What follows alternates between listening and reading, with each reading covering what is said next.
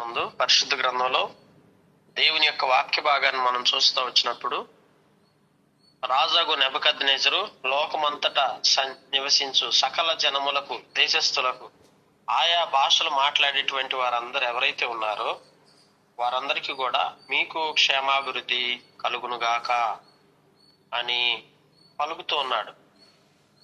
లోకములో మనుషులు క్షేమాభివృద్ధిని అనుభవించాలని ఎంతగానో పరితపిస్తాం. ప్రతి వ్యక్తి జీవితంలో అభివృద్ధి కావాలి, అలాగే రెండవది క్షేమము కూడా కావాలి. క్షేమము లేకుండా అభివృద్ధి ఉన్న ఉపయోగం లేదు. అలాగే అభివృద్ధి చెందిన, అలాగే క్షేమాన్ని అనుభవిస్తూ అభివృద్ధి కుంటుపడిపోతే చాలా బాధపడతాం. కుటుంబముగా దినదినము ఫలించాలి, వర్ధిల్లాలి, అభివృద్ధి చెందాలి అనే ఆశ ఉంటుంది. అందుకే ఇస్సాకు క్రమక్రమంగా అభివృద్ధి చెందుతూ వచ్చాడు. పొలంలో విత్తనం వేసినప్పుడు ఇస్సాకు ఆ పంటల విషయంలో 100 ప్రతిఫలాన్ని పొందుకోగలుగుతూ వచ్చాడు. దేవుని బిడ్డలారా, గమనించండి, ఆ రీతిగా ఇస్సాకు అభివృద్ధిని పొందిన వ్యక్తిగా కనిపిస్తున్నాడు. తర్వాత ఇస్సాకు యొక్క జీవితంలో క్షేమం కూడా అనుభవిస్తూ వచ్చాడు. ఈరోజు మనందరి జీవితాల్లో కూడా క్షేమము, అభివృద్ధి ఈ రెండు కలుగునుగాక. ఉదయకాల సంబంధం ఇట్టి ఆశీర్వాదాన్ని మనం అనుభవించలాగా దేవుని సన్నిధిలో దేవుణ్ణి ప్రార్థించే వారు ఉండాలి. అయ్యా, మీరు మాకు క్షేమాభివృద్ధి కలగ చేయండి. కనుక నెబుకద్నెజరు లోకమందంతటా నివసించు సకల జనులకు చెప్తున్న మాటను మనం గమనించినప్పుడు, మహోన్నతుడగు దేవుడు నా ఎడల చేసిన అద్భుతములను, సూచక్రియలను మీకు తెలియజేయటకు నాకు మనస్సు కలిగెను. చూడండి, మహోన్నతుడగు దేవుడు ఎవరు పెట్టారు ఈ పేరు? అసలు దేవాతి దేవునికి ఆయన మహోన్నతుడు అనే పేరు పెట్టింది ఎవరంటే నెబుకద్నెజరే. కనుక ఒక రాజుగా ఉండి దేవునికి ఒక మంచి బిరుదుని ఇచ్చి ఆయన మహోన్నతుడని తెలుసుకొని, మహోన్నతుడకు దేవుడు నా పట్ల ఎన్ని అద్భుతాలు, ఎన్ని సూచక్రియలు చేశాడో తెలియజేయటకు నాకు మనసు కలిగింది అంటున్నాడు. దేవుడు మన జీవితంలో ఏదైతే అద్భుతాలు, ఏదైతే సూచక క్రియలు, ఏదైతే మహత్తైనటువంటి కార్యాలు నీ జీవితంలో జరిగిస్తూ వచ్చాడో వాటిని ఇతరులకు తెలియజెప్పడం ద్వారా దేవునికి ఘనత వస్తుంది, మహిమ వస్తుంది. చాలా మంది తమ సాక్ష్యాన్ని ఇతరులకు పంచుకోరు. తమ జీవితంలో దేవుడు చేసిన మేళను ఇతరులకు చెప్పరు. చెప్పకపోవటం వల్ల దేవుని యొక్క మహిమను మనం ఆత్మ సంబంధంగా ఆ మహిమను ఇతరులకు తీసుకెళ్లే విషయంలో బలహీనులుగా ఉంటున్నాం. అంటే దేవుని యొక్క మహిమను ఎప్పటికప్పుడు వెల్లడిపరిచేవారుగా, బయలుపరిచేవారుగా, దేవుడికి చెందాల్సినటువంటి మహిమ ఆయనకు ఆరోపించేవారుగా మనం ఎల్లప్పుడూ ఉండాలి. ఈరోజు మన జీవితంలో ఏదైనా ఒక కార్యం చేశాడు, దేవా నా జీవితం నేను చేసినందుకు నీ కృతజ్ఞుడై ఉన్నానయ్యా అని 10 మందికి ఆ సాక్ష్యాన్ని చెప్పి, నా పట్ల దేవుడు ఎంతో కృపనిచ్చాడని చెప్పినప్పుడు ఏం జరుగుతుంది? ఇప్పుడు నెబుకద్నెజరు నా జీవితంలో నాకు సూచక్రియలు చేశాడు, అద్భుతాలు చేశాడు అని, అవి ఎంతో ఘనమైనవి, ఆయన ఎంతో ఘనమైన దేవుడు, ఆయన అద్భుతాలు ఎంతో బ్రహ్మాండమైనవి, ఆయన సూచక్రియలు అని ఇంత మంచి సాక్ష్యం ఒక నెబుకద్నెజరు నోట పలుకుతున్నప్పుడు ఏమొస్తుంది దేవుడికి చెప్పండి? దేవునికి మహిమ ఆరోపించబడుతూ ఉంటుంది. కనుక మనం మౌనిగా ఉండకూడదు, మౌనం వహించకూడదు. దేవుని ఇంట్లో దేవుని బిడ్డలారా, మనకి ఏదైతే మన జీవితంలో దేవుడు చేస్తూ వచ్చాడో ఆ చేసినటువంటి కార్యాలను గురించి ఎంత గొప్పగా చెప్తున్నాడో చూడండి. బ్రహ్మాండమైనవి అంటే ఆయన సూచక్రియలు, అద్భుతాలు ఎంతో ఘనమైనవి అని చెప్తున్నాడు. చూడండి, ఆయన రాజ్యము శాశ్వత రాజ్యం, ఆధిపత్యము తరతరములు నిలుచుచున్నది. కనుక ఆయన రాజ్యము ఎంతో గొప్పది. ఆయన శాశ్వతమైనటువంటి రాజ్యాన్ని మనకి ఇచ్చాడు. ఆయన ఆధిపత్యము తరతరములు నిలుచుచున్నది. చూడండి, ఎంత మంచి సాక్ష్యం నెబుకద్నెజరు నోట పలుకుతున్నాడు. ఉదయకాల సంబంధం మన దేవుడు గొప్పతనం, మన దేవుడి యొక్క ఉన్నతమైనటువంటి ఉద్దేశం ఎంత గొప్పది. నిజంగా మనం కూడా ఇట్టి సాక్ష్యాలు ఇతరులకు చెప్పగలిగే స్థితిలో క్షేమాభివృద్ధిని అనుభవించేవారు ఉండాలని దేవుడు మన జీవితాన్ని కోరుకుంటున్నాడు. అంటే మనల్ని రక్షించిన నాటి నుంచి నేటి వరకు తన కృపలో మనం క్షేమాభివృద్ధిని అనుభవిస్తూ ఇతరులకు మనం ఆయన కార్యాల గురించి వివరించగలిగే ఆ సాక్షార్థమైన జీవితం కలిగి ఉండాలని దేవుడు మనల్ని ఏర్పరచుకున్నాడు. అయితే మనం గ్రహించాల్సింది ఏంటంటే, దేవా, నా జీవితంలో అయ్యా నేను నీ కొరకు సాక్షిగా ఉండటానికి నన్ను బలపరచండి. నిజంగా ఇక్కడ ఒక ప్రస్తావన తీసుకొస్తూ నెబుకద్నెజరు, నేను నా ఇంట విశ్రాంతి తీసుకుంటున్నప్పుడు నగరముందు క్షేమమును గలవాడై ఉండి ఒక కలగన్నాడు అంటాను. నగర క్షేమం కొరకు ప్రార్థన చేసినట్టున్నాడు, దేవుణ్ణి అడుగుతా వచ్చినట్టున్నాడు. ఆ క్షేమం కొరకు ప్రార్థన చేస్తా వచ్చినప్పుడు ఒక కళ కళని చూస్తా వచ్చాడు. తర్వాత అది నాకు భయం కలగజేసింది అంటున్నాడు. ఆ కళలో ఏమొచ్చింది, నేను నా పడక మీద పరుండుండగా మనసుకు పుట్టిన తలంపులు నన్ను కలత పుట్టేసినాయి. కనుక ఇప్పుడు ఈ కళలో భయం వచ్చేసింది, కలతొచ్చింది, కలవరం వచ్చేసింది. సహజంగా కొన్ని దర్శనాలు మనకు చాలా సంతోషాన్ని ఇస్తే కొన్ని దర్శనాలు మన మనసుకి కలవరాన్ని తీసుకొస్తాయి, భయాన్ని తీసుకొస్తాయి. అట్లాగే నెబుకద్నెజరుకు వచ్చిన దర్శనం ఎట్లుంది? నెబుకద్నెజరుకు భయాన్ని తీసుకొచ్చింది, కలవరాన్ని తీసుకొచ్చేసింది.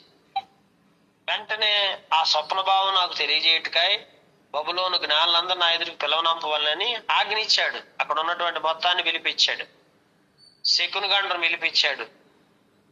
అలాగే జ్యోతిష్యులను, గారడి విద్య గలవారిని, కల్దీలను నా సన్నిధికి రాగా నేను కనని కలను వారితో చెప్పితిని గాని దాని భావము ఎవ్వరు కూడా తెలుపలేకపోయేది. చూడండి, ఆయన కలిన కళ ఏమిటా అని చెప్పి తెలుసుకోవడానికి వారందరిని పిలిచి అడిగితే వారిలో ఒక్కరు కూడా దాని భావాన్ని చెప్పగలిగేటువంటి వారు లేరు. కడపట ఏం చేస్తూ వచ్చాడు, బెల్తషాజర్, నా దేవత పేరును బట్టి బిరుదు పొందిన దానియేలును వాడు. ఇప్పుడు చూడండి, దానియేలుకి ఈయన సొంత పేరు పెట్టుకున్నాడు. ఏం పేరు? బెల్తషాజర్ అని. ఈ బెల్తషాజర్ అనేటువంటిది ఒక దేవత పేరు. ఈ బెల్తషాజర్ అనేటువంటి దేవత పేరును పెట్టినటువంటి ఈయన పరిశుద్ధ దేవతల ఆత్మ అతని యందుండెను. ఇతను చూడేమంటున్నాడు, పరిశుద్ధ దేవతల యొక్క ఆత్మ అంట అతని యందుండెను, కావున నేను అతనికి నా కలను చెప్పి తిని. పరిశుద్ధ దేవుని యొక్క ఆత్మ ఉంది, పరిశుద్ధాత్మ దేవుడు తనలో ఉన్నాడని గుర్తెరగక పరిశుద్ధ దేవతలు అంటున్నాడు. దేవతలు ఎందుకుంటారు? ఆయన దేవతల యొక్క అనుభవాన్ని కలిగి ఉండి ఆ యొక్క దేవత పేరు పెట్టి ఆ దేవతల వల్లనే ఇదంతా జరుగుతుంది అన్నట్టుగా మాట్లాడుతున్నాడు. వాస్తవికంగా బెల్తషాజర్ అనే పేరు కూడా ఒక దేవత పేరు. దానియేలుకి ఆ పేరు పెట్టుకున్నాడు, ఎందుకంటే ఆ పేరు మరి గుర్తింపుగా ఉంటదని ఐడెంటిఫికేషన్ కోసం ఆ పేరు పెడతా వచ్చాడు. వాస్తవికంగా ఉదయకాల సంబంధం మనం ఆలోచించినట్లయితే అందుకే బెల్తషాజరు పరిశుద్ధ దేవతల ఆత్మ నీ యందున్నదనియు ఏ మర్మము నిన్ను కలత పెట్టదనియు నేను ఎరుగుదును, కనుక నేను కనిన కలను దాని భావమును నాకు తెలియచెప్పుము. ఇప్పుడు చూడండి ఏమంటున్నాడు, నేను కలిన కలను కలభావాన్ని నువ్వు చెప్పగలవు, నిన్ను కలత పెట్టేదంటూ ఏది లేదు అని నేను ఎరుగుదును అంటున్నాడు. ఎలా తెలుసు? గతంలో చూశాడు కదా. కనుక ప్రియమైనటువంటి వారలారా, మన దేవుడు సమస్తమైన మర్మాలను బయలుపరిచే దేవుడు. మన దేవుడు ఆశ్చర్య కార్యాలు, అద్భుతాలు చేసే దేవుడని ఒక అన్యుడికి తెలిసిపోతా వచ్చింది. చూడండి, దేవుని ఎరగనటువంటి నెబుకద్నెజరుకి ఇంతటి మరి ఆత్మ సంబంధంగా ఆ సాక్ష్యం, దేవుని గురించిన గొప్పతనం, మహిమ బయలుపరచబడతా వచ్చినాయి. కనుక ఇదంతటికి కారణం ఎవరంటే దానియేలు యొక్క భక్తి జీవితం. ఉదయకాల సంబంధం మనం దానియేలు వలె రోజుకి ముమ్మారు మనం ప్రార్థన చేసుకొని దేవుని సన్నిధిలో ఎప్పుడైతే ప్రార్థనా జీవితాన్ని అత్యధికముగా మరి గడుపుతా వస్తామో అప్పుడు దేవుడు అనేక విషయాలు మనకి వరాలు ఇస్తారు దేవుడు. ఇప్పుడు దానియేలుకి ఇంత శ్రేష్టత ఎందుకు వస్తుందంటే దానియేలుకి కొన్ని వరాలు దేవుడిస్తా వచ్చాడు. ఏంటి వరాలంటే దర్శనాలు, దర్శన భావాలు చెప్పగలడు, ప్రవచించగలడు. దానియేలు అన్ని రకాలుగా మరి భవిష్యత్తును గురించి ముందుగానే చెప్పగలిగే ఆ సామర్థ్యాన్ని దేవుడు దానియేలుకి ఇస్తూ వచ్చాడు. అందుకే దానియేలు మరి ఆ రాజుకి మరి ఒక మంచి దేవతలాగా కనిపిస్తున్నాడు. ఈరోజు మనము కూడా దేవునితో అత్యధికంగా సాన్నిహిత్యాన్ని, సంబంధాన్ని మనం ఏర్పరచుకున్నప్పుడు దేవుడు అనేక రకాలుగా మనతో మాట్లాడి మనకు వరాలనిచ్చి ఆత్మ సంబంధమైన వరాలను ఇచ్చి మనలో ఒక ఉన్నతమైన స్థానంలో ఉంచి లోకానికి మాదిరిగా ఉంచాలని దేవుడు మనల్ని ఏర్పరచుకున్నాడు. ఎప్పుడైతే మనం ఆత్మ సంబంధముగా దేవుని యొద్ద నుంచి అనేక వరాలు పొందుకొని ఆ వరాల ద్వారా సర్వ సమాజానికి మనం ప్రయోజకులుగా తయారవుతామో అప్పుడు దేవుడికి మహిమ వస్తుంది. ఉదయకాల సంబంధం నీవు ఆలోచించు. నీవు ఎలా ఉన్నావు? దేవుని దగ్గర నుంచి ఏదైనా వరాలు పొందుకుంటున్నావా? ప్రార్థన చేస్తున్నావా? ప్రార్థన ద్వారా దేవుని దగ్గర నుంచి ఆత్మ సంబంధమైన వరాలు పొందుకొని ఆ వరాలని వినియోగించగలిగే మంచి వ్యక్తిగా, ఆత్మీయంగా, ఇతరులకు మాదిరిగా జీవించగలుగుతున్నావా? అప్పుడే కదా దేవునికి మహిమ వస్తుంది. ఆ పరిస్థితిని ఎలా మనం ఆత్మ సంబంధంగా ఇటు రీతిగా నీవు ఆ స్థితిలోకి రాగలవు అంటే దానియేలును ఒక మాదిరిగా మనం తీసుకోగలిగినప్పుడే మనం కూడా ఆ స్థితిలో ఉండగలుగుతాం. నిజంగా ఇప్పుడు చూడండి, ఎంత అద్భుతమైన విషయం. దేవుడు దానియేలుని ఎంత బహుబలంగా వాడుకుంటూ వచ్చాడు. ఉదయకాల సంబంధం నీవు కూడా ఈ అనుభవాన్ని కలిగి ఉండాలంటే మొట్టమొదట దీనంతటికి ప్రప్రథమైన కారణం ఏంటంటే ప్రార్థన. ప్రార్థనా జీవితం లేనటువంటి వారు ఎప్పటికీ కూడా ఆత్మ సంబంధమైన వరాలు పొందుకోలేరు. ఆ వరాలు దేవుడు ఎవరికి ఇస్తాడంటే ఎవరైతే దేవునితో అత్యధికమైన సాన్నిహిత్యాన్ని, ప్రార్థనా జీవితాన్ని, సహవాసాన్ని కలిగి ఉంటారో అలాంటి వారికి దేవుడు అనేకమైన వరాలు ఇవ్వడం జరుగుతుంది. ఆ వరాలను పొందుకున్న ద్వారా అనేక మందికి దేవుని మహిమను వెల్లడిపరిచే అవకాశం కూడా ప్రభు మనకు కల్పిస్తాడు. అయితే ఇక్కడ గమనించండి, ఆ చెట్టు వృద్ధి పొంది బ్రహ్మాండమైన దాయను నేను పడక మీద పరుండుండగా దర్శనంలో ఏం చూశాడంటే భూమి మీద మిగిలి ఎత్తుగల ఒక చెట్టును చూశాడు. ఆ చెట్టు వృద్ధి పొందుతా వస్తుంది, బ్రహ్మాండమైందిగా ఉంది. పై కొమ్మలు ఆకాశము కంటునంతగా ఎత్తుగా, ఆకారం భూతలం అంత ఎత్తుగా ఆ చెట్టు కనపడుతుంది. దాని ఆకులు సొగసు చూస్తే దాని పండ్లు విస్తారంగా ఉన్నాయి. సమస్త జీవకోటికి చాలినంత ఆహారం ఉంది దాంట్లో. దాని నీడను అడవి జంతువులు బ్రతుకుతున్నాయి పండుకొని. దాని కొమ్మలను ఆకాశ పక్షులు కూర్చుంటున్నాయి. సకల మనుషులకు చాలినంత ఆహారం దాని యందు ఉంది. మరియు నేను నా పడక మీద పండుకొని ఉండి నా మనసులకు కలిగిన దర్శనం చూడగా జాగారూకుడగు ఒక పరిశుద్ధుడు ఆకాశము నుండి దిగి వచ్చి ఇలాగ బిగ్గరగా ప్రకటన చేస్తున్నాడు. పరిశుద్ధుడు వచ్చి అక్కడ ఒక ప్రకటన చేయటం జరుగుతుంది. ఏంటి ఆ ప్రకటన? బైబిల్ గ్రంథంలో చూస్తే ఆ చెట్టును నరికి దాని కొమ్మలను కొట్టి దాని ఆకులను తీసివేసి దాని పండ్లను పారవేయడి, పశువులను దాని నీడ నుండి తొలివేయడి, పక్షులను దాని కొమ్మల నుండి ఎగరగొట్టుడి. అయితే అది మంచునకు తడిపి పశువుల వలె ఆ పచ్చికలో నివసించినట్లు దాని మొద్దును ఇనుము ఇత్తడి కలిసిన కట్టుతో కట్టించి పొలములను గడ్డిపాలగినట్లు దాని భూమిలో విడివడి. ఇప్పుడు ఆ చెట్టు యొక్క కొమ్మలు ఇదంతా కూడా పూర్తిగా మరి పరిశుద్ధుడు ఆకాశం నుండి ఒక పరిశుద్ధుడు దిగి వచ్చి ఏం చెప్తున్నాడంటే దాని కొమ్మలను తీసివేయండి, దాని పండ్లను తీసివేయండి. ఇప్పుడు ఆ చెట్టు యొక్క ఎదుగుదల చూడండి ఎంత బాగుందో, ఎంత అభివృద్ధి చెందుతా వచ్చిందో. అంటే ఇప్పుడు దాని నిండా పండ్లే, అది పెద్ద చెట్టుగా ఆకాశం అంత ఎత్తుగా ఎదుగుతా వచ్చింది. దేవుని బిడ్డలారా, ఈరోజు లోకంలో ఏదైనా అభివృద్ధి, ఏదైనా మరి క్షేమాభివృద్ధి మనం అనుభవిస్తున్నామంటే అది దేవుని యొక్క ఉచితమైనటువంటి కృప. ఆయన దయ లేకపోతే ఏ మానవుడు కూడా అభివృద్ధిలోకి రాలేడు. కనుక ఈ చెట్టు అభివృద్ధి చెందడానికి కారకుడు ఎవరు? దేవుడే ఆ చెట్టును ఏం చేస్తూ వచ్చాడు? అభివృద్ధి పరిచాడు.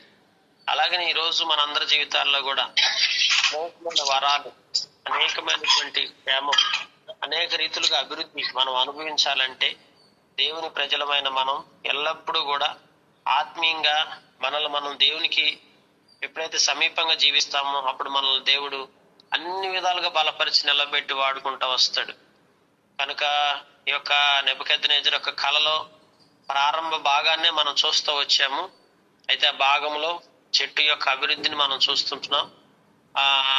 ఆ యొక్క అభివృద్ధి ఎందుకొరకు దేవుడు అంతగా అభివృద్ధి చేశాడు ఆ చెట్టుని అంటే దానికి కారణం దేవుని యొక్క ఆశీర్వాదమే ఆ చెట్టు అంతగా అభివృద్ధిలోకి వస్తూ వచ్చింది. ఈరోజు మనందరి జీవితాల్లో కూడా దేవుని బిడ్డలారా, మనము కూడా ఆ రీతిగా దేవునికి నమ్మకంగా జీవించి ప్రార్థనా జీవితాన్ని కలిగి ఉన్నప్పుడు దేవుడు మనందరి జీవితాల్లో క్షేమాభివృద్ధిని కలగజేస్తాడు.